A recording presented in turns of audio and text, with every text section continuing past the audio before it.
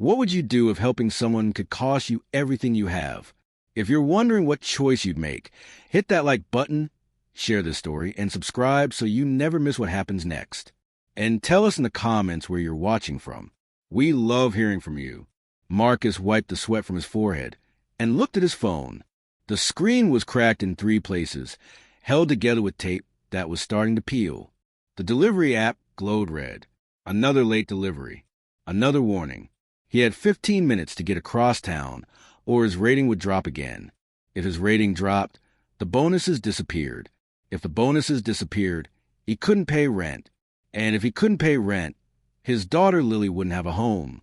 Marcus pedaled harder. His electric bike made a grinding sound. The battery was dying. He had been meaning to fix it for weeks, but fixing things cost money he didn't have. The city streets blurred past him. Cars honked. People shouted. Marcus kept his head down and kept moving. That was all he ever did anymore. Keep moving. Keep working. Keep trying. His phone buzzed. New delivery order. He glanced at the address. It was on the edge of town, in a neighborhood he didn't know well. The houses there were old and quiet. Some were falling apart. Some looked like no one had lived in them for years. Marcus accepted the order. Soup and bread from a small restaurant downtown. He picked it up and started riding. The sun was setting when he finally found the house. It was gray and small, with peeling paint and windows covered by thick curtains. The yard was overgrown with weeds. A rusty mailbox leaned to one side. Marcus walked up to the front door and knocked. No answer. He knocked again. Still nothing. He checked his phone. The order said to leave it at the door. That was easy enough. He could drop the bag, take a picture, and leave. That was what the app wanted him to do. But something felt wrong. Marcus knocked one more time, louder this time. He heard a faint sound from inside. A voice, weak and distant. "Hello." Marcus called through the door. "Your food is here." "Help," the voice said. It was a woman. She sounded tired, scared. Marcus's hand froze on the door handle. Company rules were clear. Deliver the food. Take the picture. Leave. Do not go inside customer homes. Do not get involved. But the woman inside sounded like she needed help. Marcus pushed the door. It was unlocked. It swung open slowly, creaking on old hinges. Inside, the house was dark. The air smelled stale, like no one had opened a window in months. Marcus stepped inside carefully. "Hello," he called again. "In here," the voice said. Marcus followed the sound to a small living room. The curtains were drawn tight, blocking out the last rays of sunlight. In the dim light, he saw her. A woman sat in a wheelchair near the window. She was thin, with gray hair pulled back in a loose bun. Her hands rested in her lap, trembling slightly. She looked at Marcus with tired eyes. "I can't reach the food," she said quietly. "I can't feed myself." Marcus looked at the bag in his hand. Then he looked at the woman. Then he looked at his phone. The timer was ticking. He had 8 minutes before the delivery was officially late. "Please," the woman said. "I haven't eaten all day." Marcus made his choice. He walked over to her and knelt down beside the wheelchair. He opened the bag and pulled out the container of soup. It was still warm. "What's your name?" Marcus asked gently. "Grace," the woman said. "I'm Marcus." He opened the soup and stirred it with a plastic spoon. "Let's get you fed, Grace." He lifted the spoon slowly to her lips. Grace took a small sip, then another. Marcus kept feeding her, one spoonful at a time. He didn't rush. He didn't check his phone. Grace ate slowly. When she finished half the soup, she looked at Marcus with something that might have been surprise. "Why are you helping me?" she asked. Marcus shrugged. "Because you needed help." "But your job," Grace said. "Won't you get in trouble?" Marcus glanced at his phone. The delivery was now 20 minutes late. The app had already marked it as a problem. His rating had dropped. "Probably," Marcus said. He gave her another spoonful of soup. "But that's okay." Grace didn't say anything for a long moment. She just watched him with those tired, careful eyes. When the soup was gone, Marcus helped her with the bread. He tore it into small pieces, so she could chew it easily. He told her about Lily, his 7-year-old daughter, who loved drawing and asked a million questions every day. Grace smiled for the first time. She sounds wonderful. She is, Marcus said. She's the reason I do this job, the reason I do everything. When Grace finished eating, Marcus cleaned up and put the empty containers back in the bag. He stood to leave. Thank you, Grace said softly. You're the first person in months who treated me like I mattered. Marcus felt something heavy settle in his chest. He looked around the dark, empty house. No family pictures. No sound of anyone else home. Just Grace, alone in the shadows. You do matter, Marcus said. He left the house and got back on his bike. His phone was filled with notifications. Missed delivery. Customer complaint. Rating dropped. Bonus lost. Marcus stared at the screen for a long moment. Then he put the phone away and started pedaling home. That night, Lily asked why he looked so sad. Marcus smiled and kissed her forehead. Just a hard day, sweetheart. But I did the right thing. That's what matters most, Lily said, repeating the words Marcus had taught her. Marcus hoped she was right. The next afternoon, Marcus got another order to the same address. Soup and bread. Same restaurant. Same house. He pedaled there without hesitation.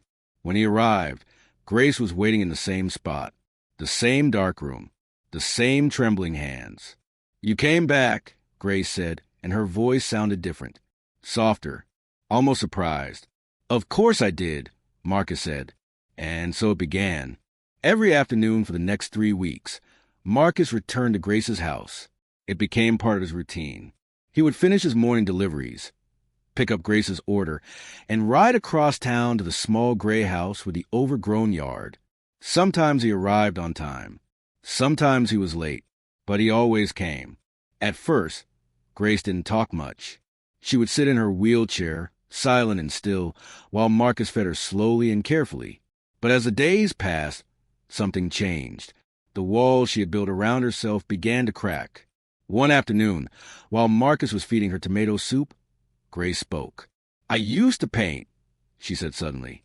Marcus looked up from the spoon. Really? What kind of paintings? Oceans, Grace said, her eyes distant. Waves crashing against rocks. Sunlight on water. I loved the way the ocean was always moving, always changing, but always the same. Marcus smiled. That sounds beautiful. Do you still paint? Grace looked down at her hands.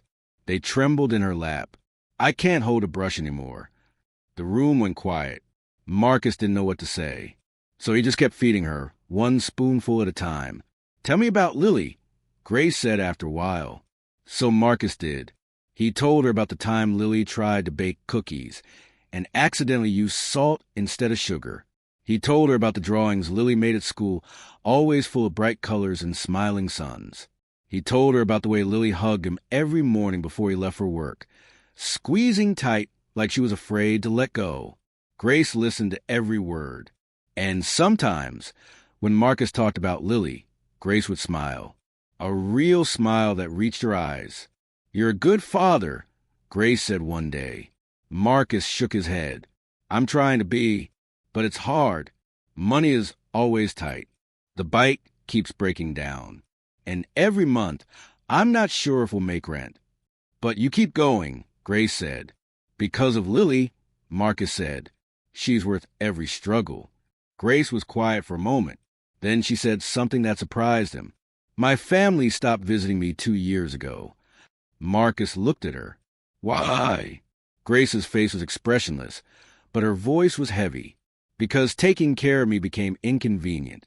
They said they were busy. They said they would come next week. Next week turned into next month. Next month turned into never.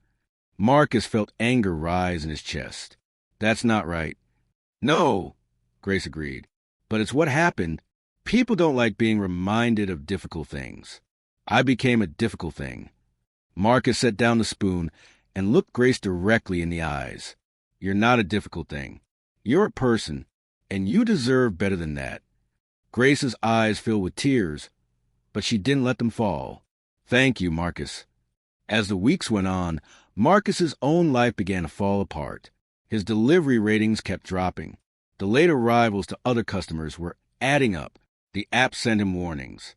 First 1, then 3, then 5. His bike battery died completely one afternoon. Marcus had to pedal the heavy electric bike by leg power alone for 6 hours straight.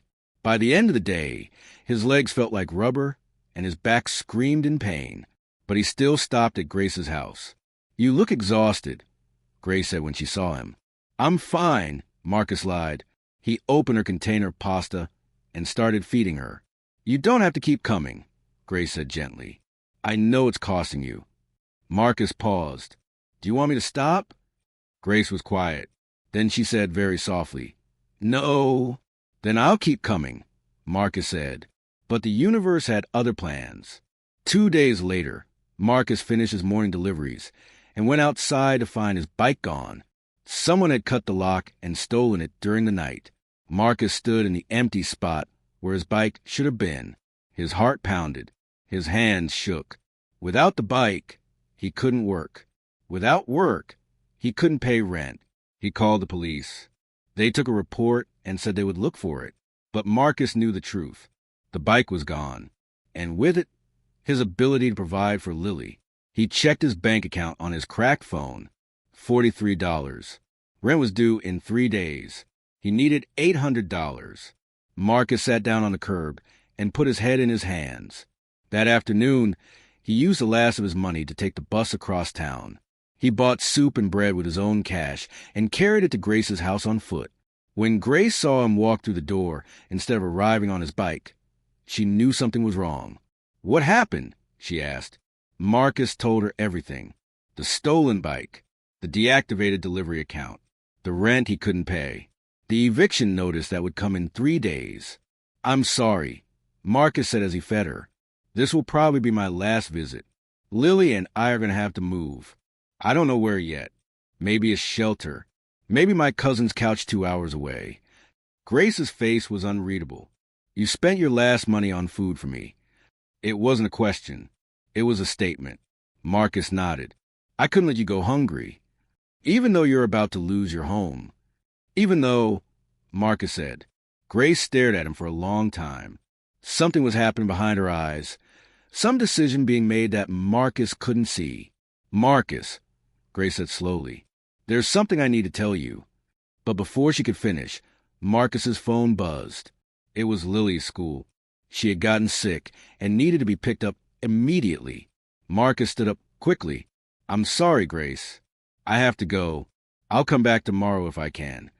He rushed out the door before Grace could say another word. That night, Marcus held Lily while she coughed and shivered with fever. He gave her medicine he couldn't afford and sang her the songs her mother used to sing before she passed away 3 years ago. "Are we going to be okay, Daddy?" Lily asked, her voice small and scared. Marcus stroked her hair. "We're going to be okay, sweetheart. I promise." He didn't know if it was true, but he said it anyway, because that's what fathers do. The next afternoon, Marcus walked to Grace's house one final time. He had no money left for food, so he brought her a banana and a bottle of water from their own kitchen. It wasn't much, but it was all he had. When he arrived at the gray house, he knocked on the door and waited. Grace's voice came from inside. "Come in, Marcus."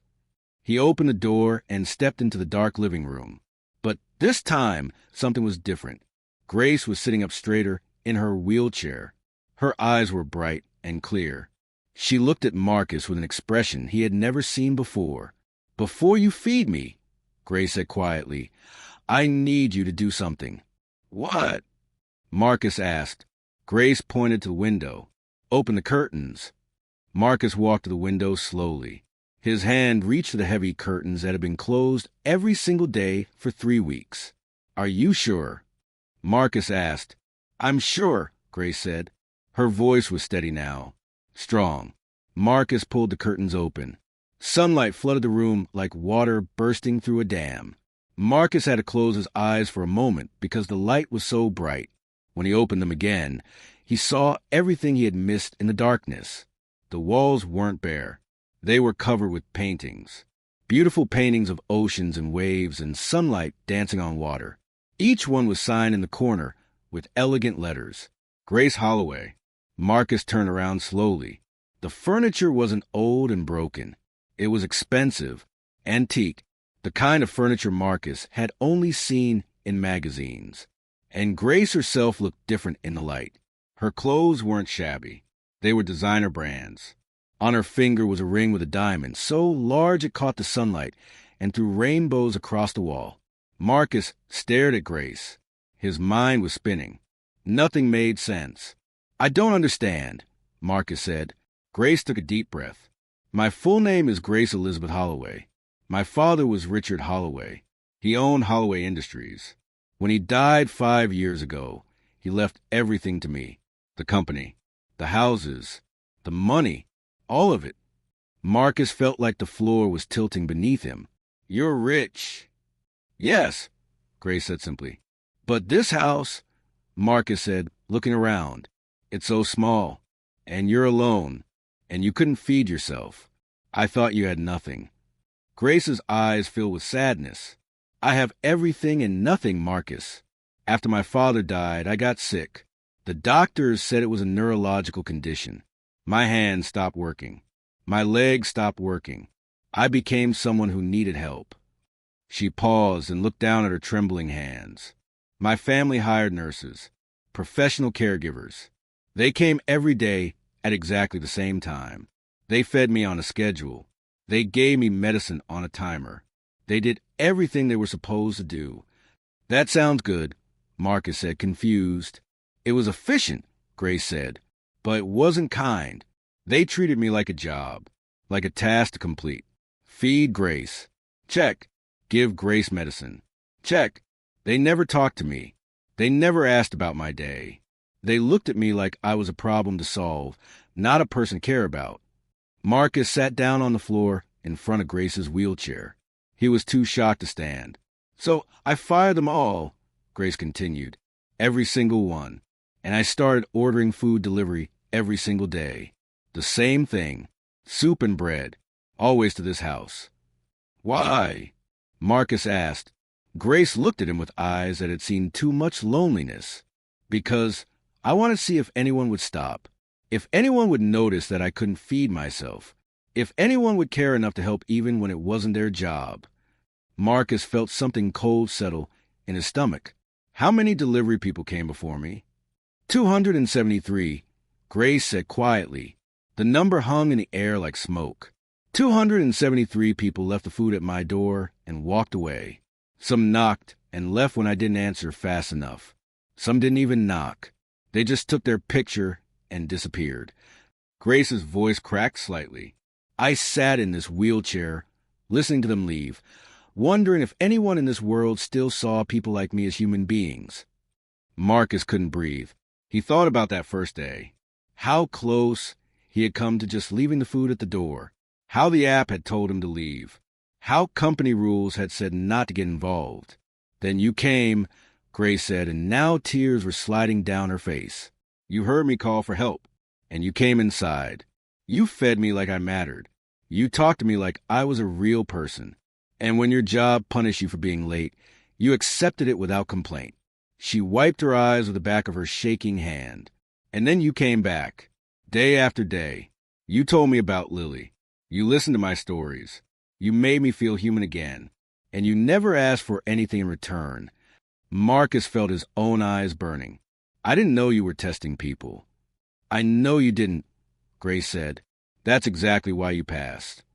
She reached for a folder on the small table beside her wheelchair. Her hand shook badly, but she managed to pick it up. She held it out to Marcus. "Open it," she said. Marcus took the folder with trembling hands. Inside were legal documents, contracts, bank statements. He didn't understand most of the words, but he understood the numbers, very large numbers. "I'm offering you a job," Grace said, "not as a caregiver, not as a delivery person, as the director of the Holloway Foundation." Marcus looked up at her, his eyes wide. "What's the Holloway Foundation?" "Something I'm creating right now," Grace said. "A foundation that helps single parents like you, parents who are working themselves to death, try and provide for their children, Parents who fall through the cracks because they make too much for assistance, but not enough to survive. She pointed at the papers in Marcus's hands. The foundation will provide emergency funds, job training, child care, medical care, everything that parents like you need but can't afford. And you're going to run it. Marcus shook his head. I can't. I don't know how to run a foundation. I'm just a delivery driver. You're a man who spent his last $43 to feed a stranger. Grace said firmly. You're a man who chose kindness over keeping your job. That's exactly who should be running this foundation. She reached out and took his hand. Her grip was weak, but was real. The salary is $120,000 a year. Full health insurance for you and Lily. A company car. An apartment in the city that the foundation will pay for. And a trust fund for Lily's education. Full ride to any college she wants. Marcus couldn't speak. Numbers that big didn't feel real. They felt like something from a movie or a dream. Why? He finally whispered. Why me? Grace smiled. A real smile.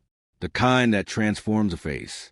Because when you thought I had nothing, you gave me everything you had. You gave me time you didn't have. Money you couldn't spare.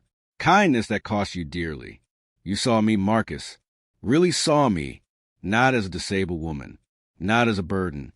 But as a person who mattered. Tears streamed down Marcus's face now. He didn't try to stop them. In 3 months, you'll start your new job, Grace continued. But today, right now, I'm paying your rent. Your landlord will receive a check this afternoon. And there's a new electric bike waiting in my garage for you. Top of the line. Fully charged. Marcus dropped his head into his hands and sobbed. All the fear, all the exhaustion, all the nights wondering how he would feed Lily. It all came pouring out. Grace let him cry. She didn't rush him. She just sat there in the sunlight, waiting. When Marcus finally looked up, his eyes were red but clear. I don't know what to say, he said. Say you'll take the job, Grace said. Say you'll help other families like yours. Say you'll keep being the kind of person who stops when someone needs help. Marcus looked at the papers in his hands. Then he looked at Grace. Then he thought about Lily, safe and healthy and with a future that was suddenly bright and full of possibility. I'll take it, Marcus said. I'll take the job. And I promise I'll make you proud. Grace reached out and squeezed his hand again. You already have. That evening, Marcus picked up Lily from school. She was feeling better, her fever finally broken. Daddy, why are you smiling so much? Lily asked as they walked home. Marcus knelt down and looked into his daughter's eyes. Because I did the right thing, sweetheart. And sometimes when you do the right thing, the universe gives you something beautiful back. What did the universe give us? Lily asked. Marcus thought about Grace, sitting in the sunlight for the first time in months. He thought about the foundation that would help hundreds of families. He thought about the new life that was waiting for them. Everything, Marcus said. It gave us everything. 6 months later, the Holloway Foundation opened its doors. Marcus stood at the entrance, wearing a suit that actually fit, watching families come inside looking for help. Grace was there too, in her wheelchair, smiling at everyone who entered. Are you ready? Grace asked Marcus. Marcus looked at the families. Parents who looked exactly like he had looked 6 months ago. Tired, scared, desperate, trying so hard to keep going. I'm ready, Marcus said. And he meant it, because he knew what it felt like to be seen, to be helped, to matter. And now it was his turn to do the same for others. The story ends with a question. The same question it started with. What would you do if helping someone could cost you everything you have? Marcus answered with his actions. He chose kindness when kindness was expensive. He chose to see another human being when it would have been easier to look away. And that choice changed 2 lives forever. Now the question comes to you.